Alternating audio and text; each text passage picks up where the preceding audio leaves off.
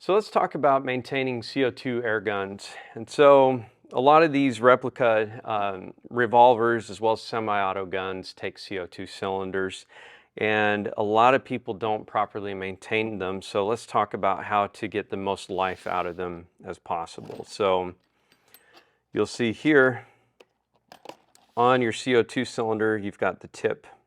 And what I would recommend doing is every time that you're going to install one of these, that you go ahead and place a drop of oil on that tip. So I'm going to go ahead and open this Schofield up. And you can see here that we have a seal.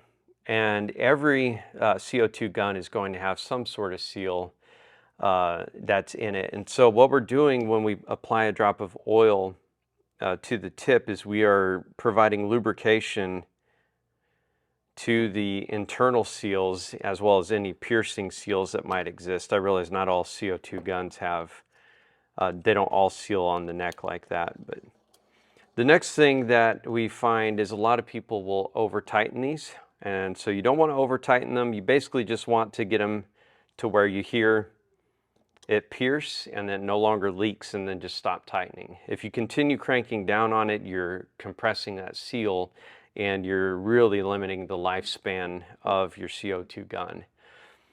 And so don't do that. Just get it just tight enough to pierce it and just tight enough to where you don't hear any gas escaping. And then you're ready to go. The other thing that we can talk about is not leaving the CO2 cylinder installed. And so a lot of people say, well, you know, I put my gun up and 2 months later, I got it back out and now my gun leaks.